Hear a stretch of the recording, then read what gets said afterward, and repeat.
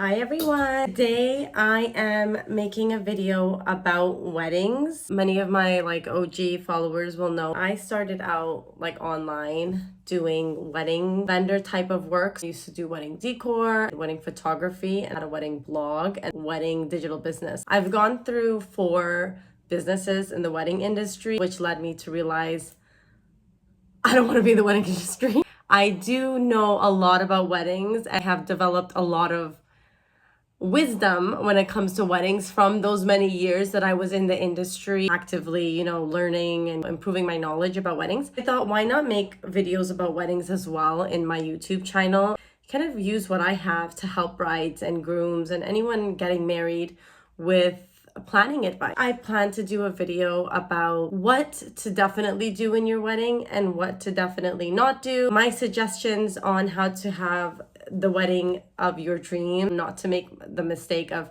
having a wedding that you're unhappy with ultimately at the end. The most important thing when having a wedding is to marry the right person or someone that you really, really love and are happy with. That's step 1. If you accomplish the number 1 step of finding the right person and marrying the right person, the rest of the wedding planning should be quite seamless and not a miserable process. I find that people that are not very compatible together, they have negative experiences together when wedding planning because there's already the lack of compatibility. There's high stress on both couples as they're not really the happiest that they should be at that time. Obviously impacts the wedding planning process. I'll start with a few things that you should definitely do when planning your wedding. And the number 1 thing for planning a wedding successfully is knowing what kind of wedding you want to have. I used to be married, and when I was married, I just defaulted to I'm gonna have a banquet hall wedding. That's just how my wedding is gonna be. It's gonna be the traditional banquet hall wedding. I didn't even think of other options, other ways that I could get married, eloping or a destination wedding or a city hall wedding.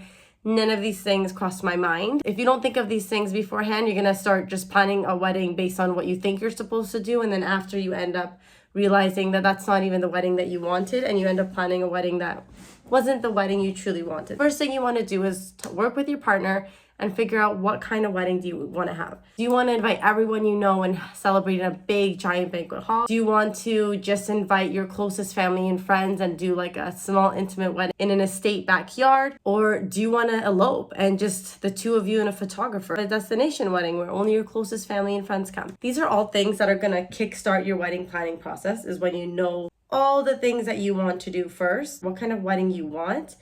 Then you can start with the next step. And the next step, I would say, organizing yourself. So the number 2 thing is being organized. Planning a wedding has multiple different parts to it. It can easily become overwhelming and confusing if you're not organized or if you don't have a wedding planner. I know a lot of people say hire a wedding planner for your wedding, have a full service wedding planner for your wedding. And although that's ideal, really the best thing you can do, it's not affordable for everybody to hire someone to plan their entire wedding from start to finish. And I realized that. I'm not going to sit here and say hire a wedding planner. It's not realistic for everybody, but there are things that wedding planners do that you can try to adopt. It won't replicate the same seamless experience that a wedding planner provides. Obviously, they're professionals and they are experienced, but the most important thing about a great wedding planner is how organized they are. You want to be organized if you're planning your own wedding. You want to start by making a list with your partner of all the things you'll need to do for your wedding. Book a venue, get a cake, find a dress, find a suit, book catering if your venue doesn't provide the catering directly, hire a photographer, a videographer. If you're having an elopement or if you're having a destination wedding, booking the travel, aligning the travel with your closest friends and family who are definitely needing to be there. Getting organized with your partner is the most important thing to kickstart the wedding planning process. The first step is marrying the right person, knowing what kind of wedding you want to have. And the third is organizing yourself very well. The next thing is obviously having a budget. You need to have a budget. Things quickly get expensive when wedding planning. Everything is more expensive when you're wedding planning. Flowers, wedding dress, a regular white dress versus a dress that's titled a bridal dress, they're gonna have 2 different prices. One is for a wedding and one is just a white dress. You have to know that things are more expensive when you're wedding planning. You want to have a budget so that you know where to stop and that you don't just kind of go ham with the spending on your wedding. Things being as expensive as they are already in general is even crazier when it comes to weddings, and you want to be prepared. Have a budget, stick to your budget, and make that budget realistic, because the only way to stick to a budget is if it's realistic. If it's extremely low, you're not even going to be able to execute the wedding you want with that budget. That's a problem. I have a budget that's realistic to what you want and realistic to what you can spend. Those are the main things I would say are the most important, just things off the bat to planning a wedding, is having those things in line that will help you hit the ground running and get started on a high note with your wedding planning. Things I would say to not do on your wedding, or to not do when wedding planning, is overly stress about everything. A lot of people are perfectionists or obsessed with the details, and details do matter when it comes to weddings. But again, you have to remember to celebrate your relationship, and you're here to celebrate your two families coming together, you coming together for this lifelong commitment. That is the most important part. And I find a lot of that part gets lost in the wedding planning process. You become obsessed with how things are going to look, how things are going to go, what people are going to think. Are people going to show up? Is someone not going to show up? It becomes really about the material really fast. So you want to always bring it back to, why are we doing this? And around yourself, so that you don't become a bridezilla. The way a bridezilla comes to be a bridezilla is when you're obsessing over the tangible things about your wedding versus the things that really matter. Having your loved ones there, being happy and being together and getting married. Those are the most important parts. And you want to keep that focus throughout wedding planning in order to enjoy the experience of wedding planning. Another thing that this could be, controversial, or maybe it's just my personal opinion.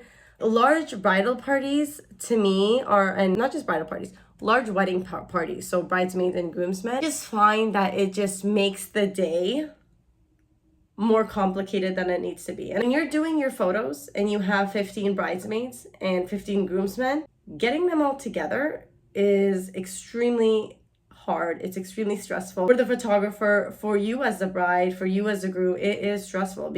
How do you get 15 people on one side, 15 people on the other side together in a photo looking good? And it's not just about taking the photo. It's just everyone's everywhere. Someone's hungry, someone's drunk, someone's upset, someone's late, and it adds an unnecessary stress to you while you're trying to make sure everything goes well and perfect that day. My personal opinion is having a large wedding party isn't the most necessary thing to do. I think the more intimate you keep it, like I would say, personally think that having 3 to 4 bridesmaids and 3 to 4 groomsmen is more than enough. I think that's the perfect number. I understand people have large families and a lot of friends. Having a lot of bridesmaids and a lot of groomsmen adds an extra layer of complication to your day, and sometimes it causes stress.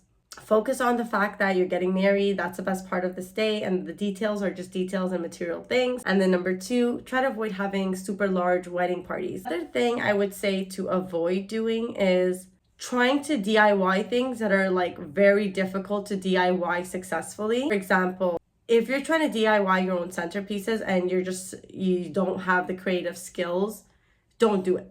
If you're easily overwhelmed, don't do it. It becomes easily overwhelming when you're DIYing anything to do with your wedding days before your wedding. Unless you have a friend or family member that's really great at DIY and passionate and can organize a team to help, I wouldn't take on the task on my own shoulders to DIY something like centerpieces or DIY my own cake. I wouldn't DIY something that will cause me stress before my wedding. Another thing that I would say not to do like days before your wedding, anything drastic to your hair and anything drastic to your skin. If you're gonna do skincare before your wedding or a hair transformation before your wedding, you need to do that like months ahead. There are always chances that you won't like the outcome of what happens.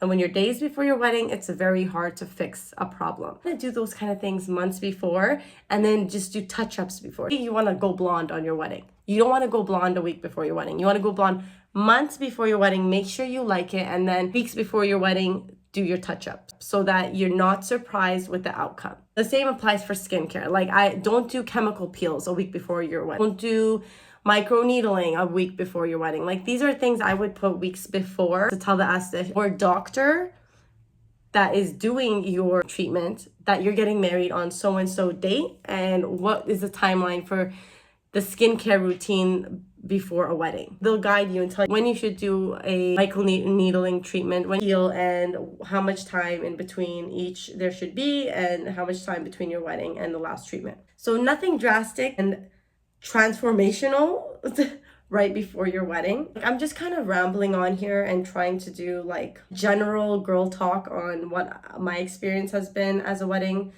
vendor and what I recommend for people to do and not to do for their wedding. Ultimately, the most important thing is to remember, and like I said earlier, that this is supposed to be a positive experience in your life and a happy one. And I've seen brides enter the banquet hall during their entry into the reception and looking miserable, and then they regret it after, because you can't take that back. You can't take back the fact that you upset or miserable on your wedding over very small things when you're there for a much bigger picture and a much bigger purpose, which is tying the knot and two people committing to be together forever. Really recommend to always ground yourself in wedding planning and remember that is your focus, is the marriage part. You're getting married to get married, and the reception is a supplement to that.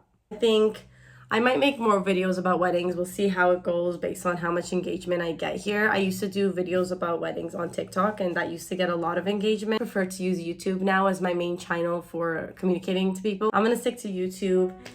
If you have any like wedding video recommendations, let me know. I can do other videos in the future. And thank you for watching. Please subscribe if you like this video. Please like it. Please comment. Share other ideas you have for videos that you'd like to hear about, other wedding topics you'd like to hear about, or anything at all. Subscribe, like, and comment. Thank you so much for watching.